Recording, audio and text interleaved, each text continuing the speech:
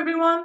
Welcome to Career Conversations by Gambling Industry Jobs. My name is Crystal, and today we're going to be interviewing Catie Di Stefano, our very first guest speaker. So, what is Career Conversations about? Career Conversations is all about understanding the path that people in the gambling industry took to get to where they are now. So, our first guest speaker is Catie, as we already mentioned. And she started out in Swedish customer support.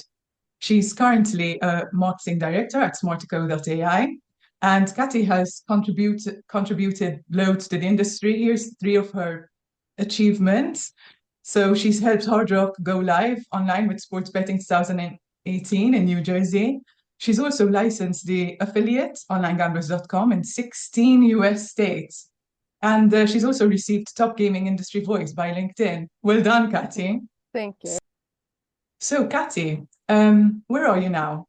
Can you start by telling us a bit about your current role and the company you work for? Of course. Well, first of all, I'm so happy to be here. Thank you for having me, Crystal. It's really, really fun being part of the inaugural episode. For me, I'm right now starting a new job as marketing director, as you mentioned. That's Smartico.ai. I've been in the role 3 weeks, so it's all very, very new. But I was essentially hired because they wanted help with PR and brand awareness. They wanted someone who knows the industry, that knows the pain points of the industry, what's very difficult when it comes to gamification, CRM, affiliation. And that's, by the way, what Smartico does. So they have a CRM platform where you can not only engage with the customer in terms of communication by SMS, email, push notifications, anything you can think of. But they also have a gamification feature where you can arrange, for example, players to participate in a jackpot or having points that they collect and get badges, and they can spend it on bonuses or even having their own mini games. And in addition to that, Smartico also has their own affiliate platform where they can help operators track their affiliates and set up very flexible deals, do it in real time in a mobile-friendly app. That is also available in any language that you need it. So it's very, very fun to be part of that and seeing how much the industry has changed in the last couple of years, because what we're going to talk about later is how I used to work with CRM and gamification back in the day when it was a lot more manual.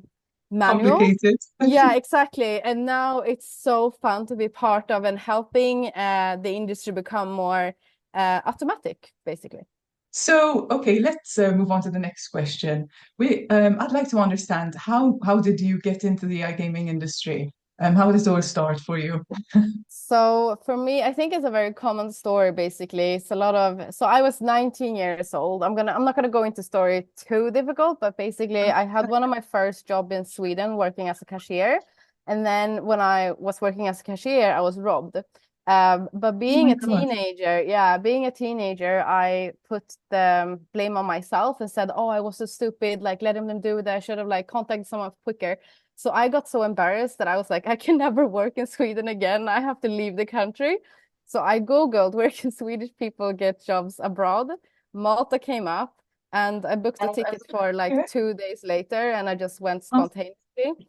So I think it was a little bit initially started out like trauma healing, and then I came to Malta. I mean, that's such an amazing story. Yeah, Thank you for sharing. Wow.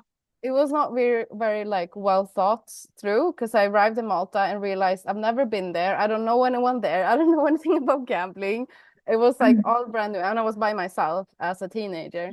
But what I did was I realized all the Swedish people hang out together, and that works in the gambling industry. So I figured out as well that all of them that work in customer support are party animals, more or less. So I rented a room in an apartment, and then I only slept in that room during the day, and then the night I was in Patcheville in Malta, the party street, just trying to figure out where do all the gambling people go, what do they drink, what do they talk about.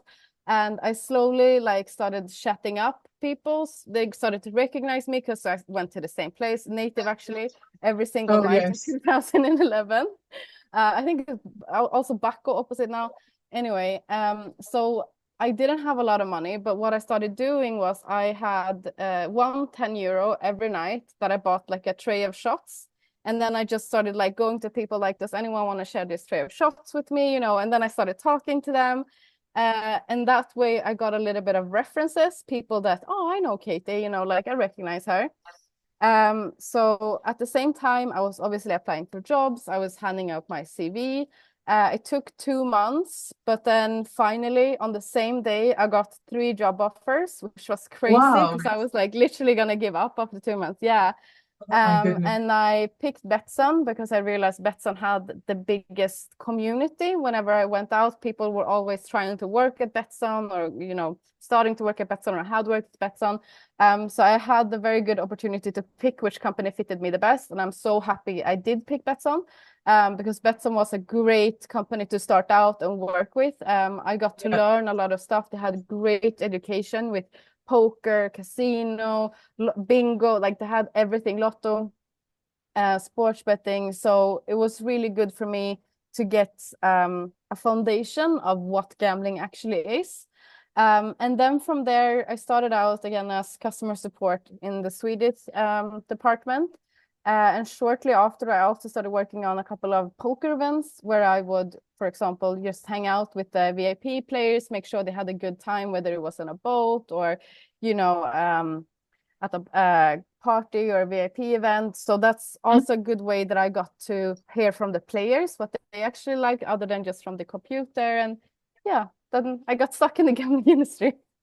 Were there any key turning points in your career? So you started off in Swedish customer support, and I mean, now you're marketing director. So how did you get to where you are Yeah. now? So that's an interesting story, actually. I think so. My dad, he has always had the same job for like 25 years. Like he's never switched company, a role, like anything. And I think initially that's what I wanted. I wanted to find a company that I could stay with forever. So I started out at Betsson again, and I was there 2.5 years, I think, as customer support. But I just felt like I never got the opportunity to grow there. Like I got higher up. I became like a VIP customer support agent, like stuff like that. But it's such a big company, it's hard to get Yeah, seen there. So exactly. I know. Yeah. I had a lot of friends from Betsson that went out and started what back in the days was Bettit Group. And just seeing like most of my friends going there and people I looked up to, I was like, okay, it's now or never. I can be part of a startup, you know. Yeah, So yeah. that I think that was my first small turning point, I would say. And I joined Bettit Group. I quickly became VIP manager and then group VIP manager. And it was a lot of fun. I think that's the role I've had the longest time, 4 years. I worked with VIP. We were also acquired by Gaming Innovation Group very quickly after we started. So I feel like I was part of the GIG journey in the beginning. And again, I stayed with GIG for 6 years. And I thought like that's the place I'm always going to be. This is where I grow. And I love my job at GIG, especially the last year. I was working as a CRM consultant. So that's a very common way as well. Usually, I didn't know like 11, 12, 13 years ago, I wanted to do marketing. I just knew I wanted to stay in gambling for the people and the technology. But then slowly, I guess that's the way it just developed. Went from customer support to CRM or VIP, and then basically more marketing CRM from there. And the last year with GIG, I started working with Hard Rock as one of my clients in Atlantic City. And I just found that to be so, so fun because it was just after PASVA was released. And for those who don't know, it's when basically they legalized online sports betting again. And it was like allowed for all the states to put their own regulations. And New Jersey was one of the first ones. And Hard Rock was going to go live there. So I was really, really part of the beginning of online sports betting in the USA, which I found so much fun. However, after almost 6 years at GAG and 1 year with Hard Rock working only exclusively as my client, I was like many others made redundant. Yeah, And it's very common, you know. So, but at the exactly. time, it was so heartbreaking to me. I felt like I would say that's the biggest change that changed the trajectory of my career when I lost my job there. almost, I'm gonna be raw here, I wanted to die. Like it was really bad. I felt like I've had this job longer than I've known my husband, longer than I've had my kids. You know, it's my whole Mm. life. I've built this company and now I'm not part of it anymore. So that was so heartbreaking for me. And I never ever considered being a consultant at that point, because what happened basically was an old boss heard that I got made redundant and he said, I need someone to be a consultant. Do you want to come? You can start tomorrow. And I was like, okay, I just need something, you know? So that's what changed that whole trajectory as well, going more into marketing because that's what they needed. Okay. And then I did that for a little bit, but like after a couple of months, Hard Rock heard that I was also available. They contacted me and said, hey, we heard you're a consultant. Do you want to work with us? And I was like, yes, let me come back. So I actually was with Hard Rock another almost 3 years, where they helped me become licensed in the US as a consultant. You know, it started my whole focus on the US. I got more involved in the marketing area. So that for me was the biggest key turning point. Wow, what a story. Okay. Do you have any tips for any practical advice for newcomers on how to get started? Yeah, I think I know it's not like answer people actually like, but I always say start in customer support. It doesn't matter if you have like a marketing degree or whatever. I think it builds such a foundation, a long-term foundation, starting in customer support. Whether you just do it for 6 months or a year or whatever, I think everyone needs to start there to understand what the issues is with player, how they view things. So that would be my main thing. If you want to start in the industry, go to customer support. However, if you feel like that's no, you don't want to do that, you want to just jump straight in as a CEO, whatever, that is also possible. I think the industry is very, very small. I always say this, everyone knows everyone in the gambling industry. So if you start by networking, whether it's being on LinkedIn or going to industry events, that will give you a lot of references, because that's usually what it is about in our industry. It's about who do you know, who can you verify that is a good person. So it's, I feel like that's always the main thing when you meet someone. It's like, okay, where did you work? That if you work there, you must know X, Y, and Z person, which means if you know them, you're either good or bad. You're like, it's a weird thing, but it's how it starts. So make sure you find the right people and then make friends with them, whether it's on LinkedIn or a conference, because those people will define who you are, more or less. Okay, that's some very good advice. Yeah. Would you consider interviewing a candidate with no industry experience? Most of the time it's a no, because again, like I feel like you have to know the industry is so different compared to the It's niche. financing Yeah. industry. Yeah, it's so unique. It's not even like the video game industry. We're so different. Not like alcohol or like you. I always try to find similarities, but it's not really. The gambling industry is unique. However, I think what is important if you're going to work in the gambling industry is that I need always someone who is very tech driven, or that like can use Google, right? Can use Yeah. YouTube and actually search. I would also really look for someone who is creative, or like, problem solver. If someone says like, I solve puzzles on my spare time, I think it would be interesting, because I know that's someone that's actually willing to solve a problem. Which I think has been the key in every single role I have. You always have to be very self-sufficient and innovative in how you're Yeah. going to solve your tasks. Yeah. CV optimization. So, what specific qualities or elements on a CV would catch your eye? I would probably do a CV that looks creative. I would pick out if it wasn't a pile. Like I'm Yeah, all yeah, about visual. I know I heard like apparently it's super in right now to do this very like text simple CVs. But if it was me and I was picking something out, I would pick something that looks very creative. However, if we're talking about what qualities or like elements, I think again, like if someone mentions that they've been a player or they played or have that, that would absolutely stick out for me rather than someone who's just been working in the back. yeah. Um, Okay. and then again, like I mentioned before, problem solver and being creative. Yeah. Okay. Okay, job hopping versus staying put. The gaming industry, I mean, most of the people, when you kind of like look on LinkedIn, they've been there for like a year or 8 months, they move kind of like from one job to the other. Do you believe it's common for recruiters to entice professionals to switch companies with the promise of better pay or conditions? Yes, it's very common.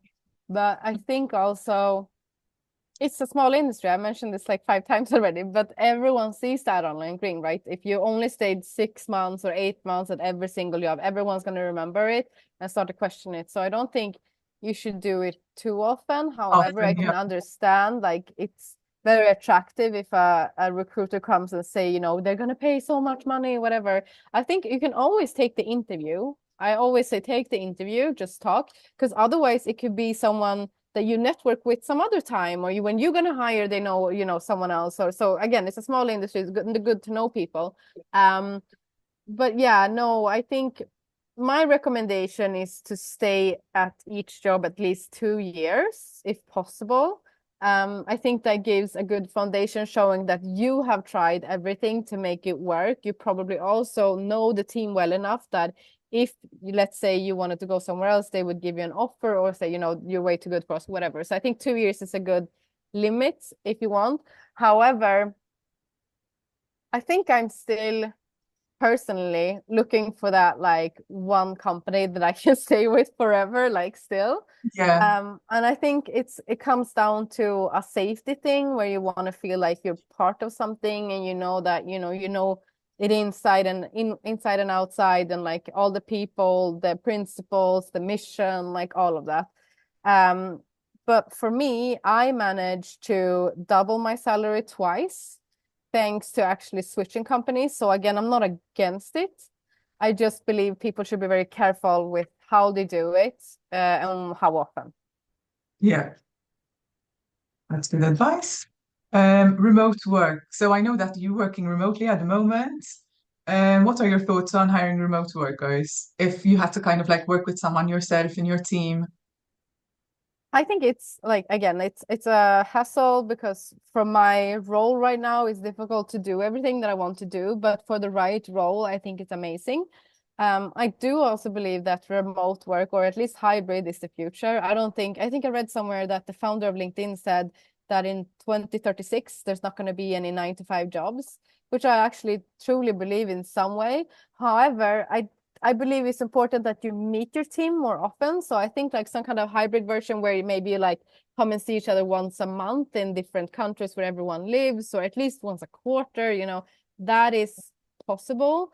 And I would definitely hire someone remote as long as they can show what they're doing, right? It's all about structure and being able to still present that you're giving value while you're not actually sitting down and someone clocking you. Yeah. Do you have any final thoughts or advice that you'd like to share with job seekers? Uh, yeah, I think really, if you get started in the gambling industry, I really recommend staying in it. And I'm not like, it sounds weird, but every time I hear someone tell me that they're going to leave the industry, I'm always like, why? What are you doing? Because there's such limited knowledge on this industry that anyone can grow. If you want to work, if you want to have a very successful career, there's so many opportunities in the gambling industry, Yeah. whether it's affiliation marketing, casino, like sportsbook, like anything. There's so much things you can do. And again, there's not a lot of people that knows the industry or understand it. So if you have 1 or 2, even 3 years, like invested in the industry, I would recommend don't give up, have patience. It will work out. Fantastic. Job opportunities. Does your company have any open vacancies at the moment? Yes, we're currently looking for an application specialist that will be based in our Bulgaria office. Okay, cool. I'll definitely post a link in the comments at the bottom of the video so that people can see it and apply. Okay, so that pretty much sums up our interview. Thank you everyone for watching. If you have any questions, you can email me at hello@gamblingindustryjobs.com. You can also follow us on our Facebook group, on LinkedIn, on YouTube, and I'll post the links in the comment section of this video. Thank you Thank very you so much for your much. time, Catie. Thank you for having me. It was great being here. See you. Bye bye.